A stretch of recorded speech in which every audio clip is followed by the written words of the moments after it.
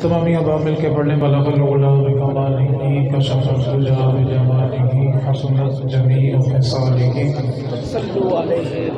آج کی یہ بزم تاجدار ختم نبوت کانفرنس کے نام سے انعقاد پذیر ہے۔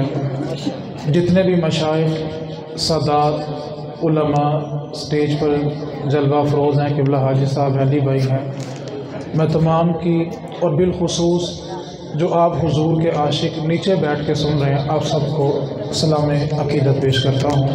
اللہ تعالیٰ ہم سب کو اپنے عقیدے پر قائم رہنے کی توفیق عطا فرمائے۔ بچوں سے میری بات ہے، صرف چند منٹ میں نے آپ سے بات کرنی ہے، تھوڑی سی توجہ فرما دیں۔ اور انتظامیہ سے گزارش ہے کہ محفل شروع ہی تب ہوتی ہے جب انتظام مکمل ہوتا ہے۔ جب تک مکمل نہ ہو محفل شروع، تو مہربانی فرمائیں جہاں جگہ ملتی ہے صرف چند لمحوں کی آپ سے گفتگو کرنی ہے، مہربانی فرمائیں وہیں پہ بیٹھ جائیں۔ یہ حضور کی مجلس ہے، ادب ہوگا تو کچھ لے کے جائیں گے، ادب نہیں ہے تو جو لے کے آئے تھے وہ بھی گوا کے چلے جائیں گے۔ اللہ رب العزت ہم سب کو عقیدہ ختم نبوت پر ساری زندگی اور مرتے وقت اور مرنے کے بعد بھی قائم رکھے۔ نبی اکرم نور مجسم صلی اللہ علیہ وسلم آخری رسول بھی ہیں، آخری نبی بھی ہیں۔ اس پر ساری امت کا اجماعی عقیدہ ہے اور اس میں کسی قسم کی دوسری رائے نہیں ہے۔ آج جس دور سے ہم گزر رہے ہیں، امت مسلمہ پر یہ زوال کا وقت ہے، عروج نہیں ہے، یہ زوال ہے۔ اس کے باوجود اگر اس مجمع سے پوچھا جائے کتنے حال ہیں تو بہت سارے سینے کھلیں گے۔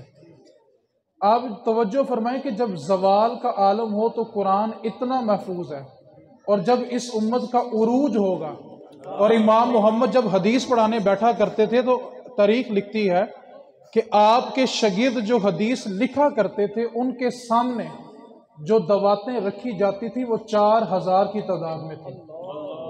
4000 لوگ صرف حدیث لکھنے کے لیے بیٹھا کرتے تھے۔ آپ غور کریں، جس دور کے اندر مصطفیٰ کی حدیث کے لیے اتنا اہتمام ہوتا ہوگا، اس دور میں اللہ کے قرآن کے لیے کتنا اہتمام ہوتا ہے۔ ساری کتابیں آئی، سارے صحیفے آئے، محفوظ نہیں رہے۔ قرآن کو قیامت تک اس لیے محفوظ رکھا کیونکہ دوسری کوئی کتاب آنی نہیں تھی۔ دو باتیں میں نے آپ سے گوش گزار کرنی ہے مختصراً۔ پہلی بات، رسول کریم نے فرمایا تھا کہ میرے بعد بہت سے لوگ ایسے ہوں گے جو دعویٰ کریں گے کہ وہ نبی ہیں۔ آپ تھوڑی توجہ فرمائیں، جتنے لوگوں نے دعویٰ کیا جب وہ ختم ہوئے تو ان کے ماننے والے بھی ختم ہو گئے۔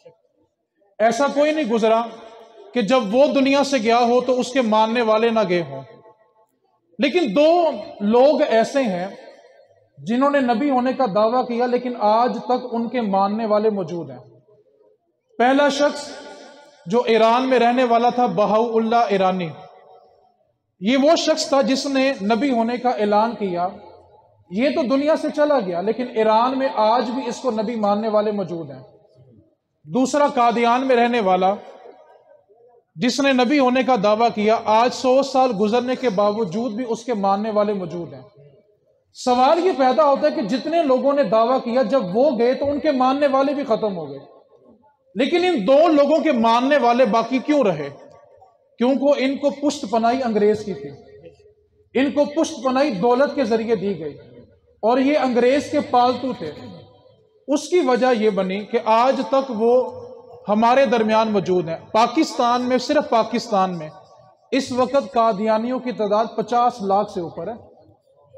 لیکن ہمارے لیے المیہ یہ ہے کہ ہمیں پتہ تب چلتا ہے جب ان کا کوئی مرتا ہے، ساری زندگی محسوس بھی نہیں ہوتا۔ علی بھائی یونیورسٹیوں میں جانے والے ہیں، دفاتر میں جانے والے، یہ زیادہ اس چیز کو جلدی سمجھیں گے۔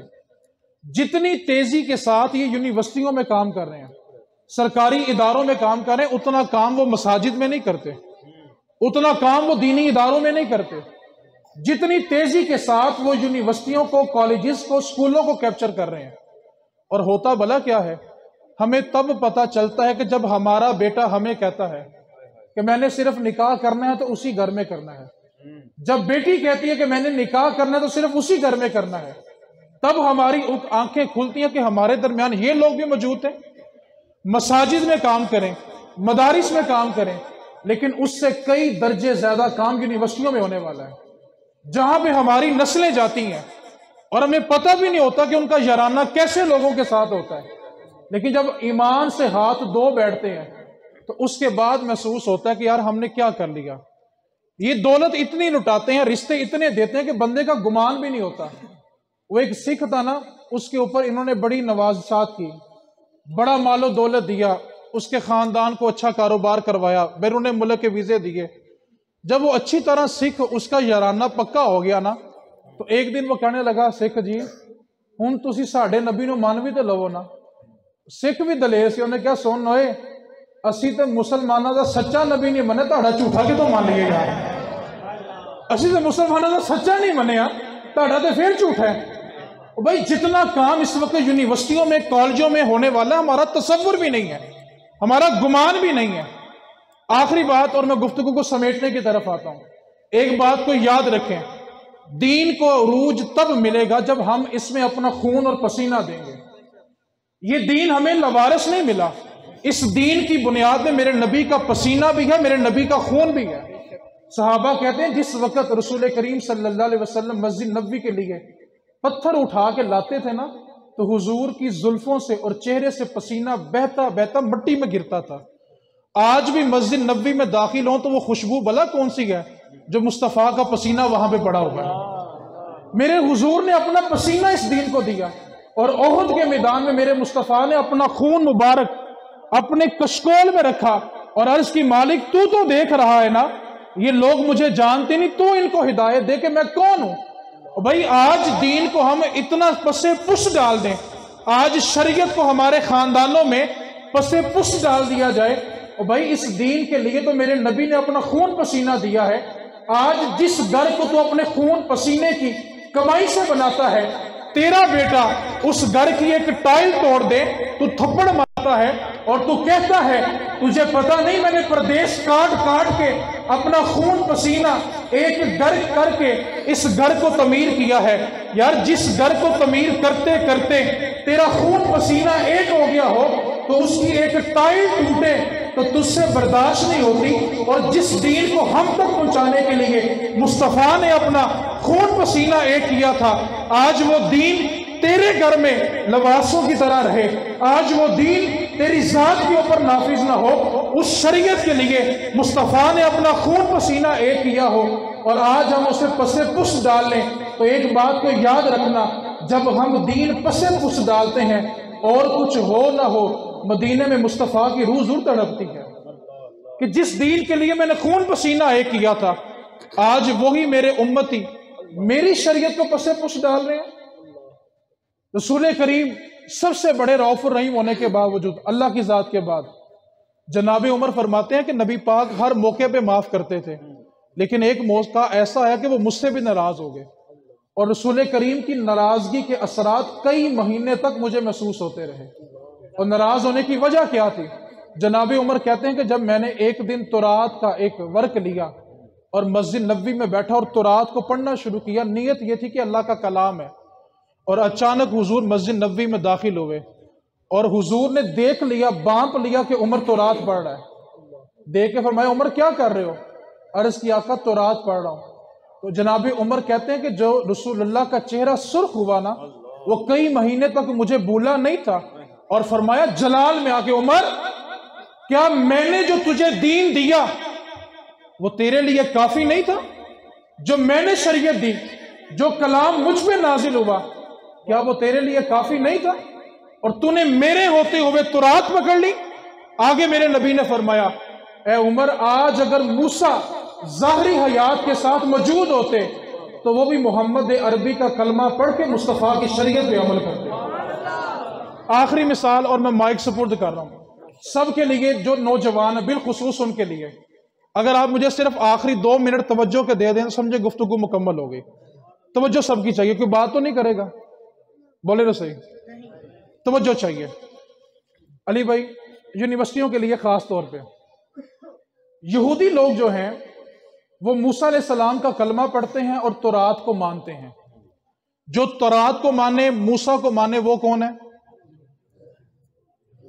پھر بولیں، جو تورات کو مانے، موسیٰ کو مانے، وہ کون ہے؟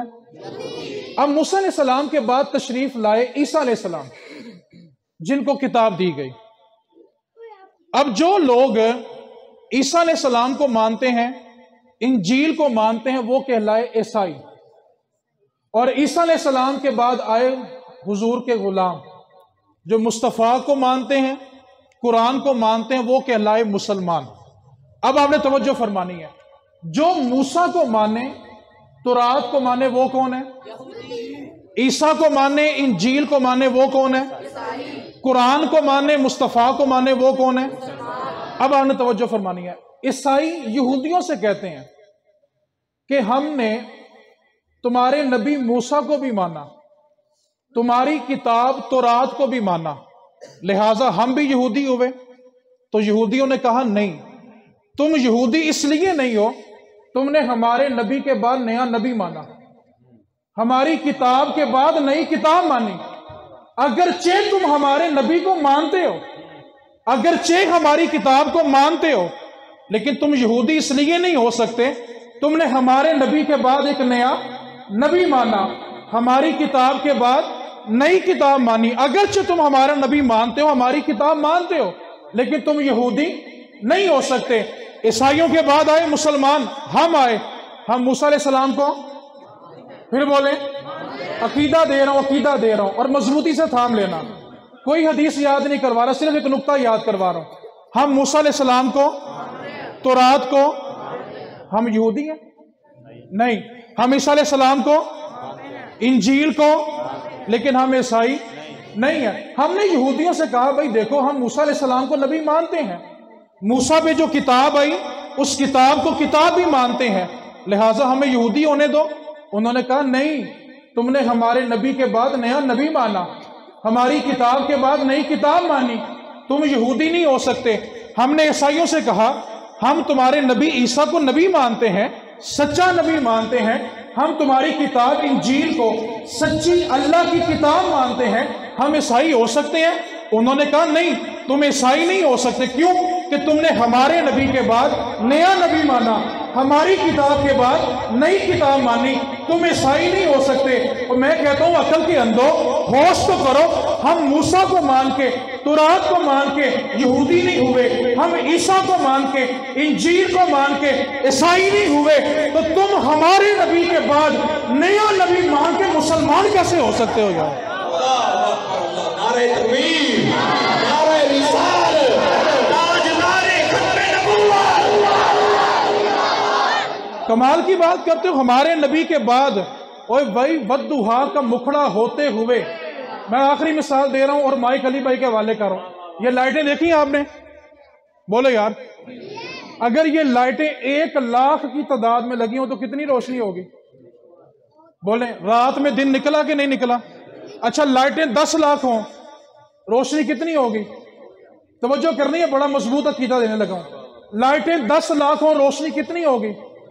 آپ کہیں گے بھائی زمین پہ رات کو بھی دن نکلا ہوا ہے، لیکن میں ایک بات پوچھنے لگا ہوں، 10,00,000 لائٹوں کی روشنی ہو، لیکن جیسے ہی سورج کی پہلی کرن نکلتی ہے،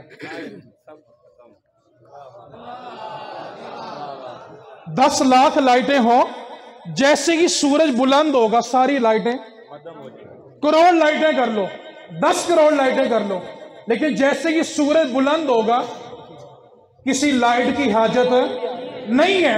اور بھائی اللہ کے سارے نبی آئے اور چمکتے ہوئے آئے، لیکن مصطفیٰ کے ہوتے ہوئے کسی کانے کی ضرورت ہی نہیں ہے یار۔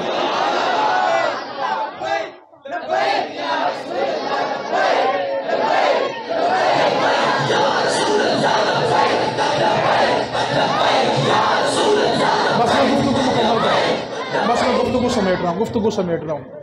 اور بھائی بددہا کے ہوتے ہوئے کانے کی حاجت ہے؟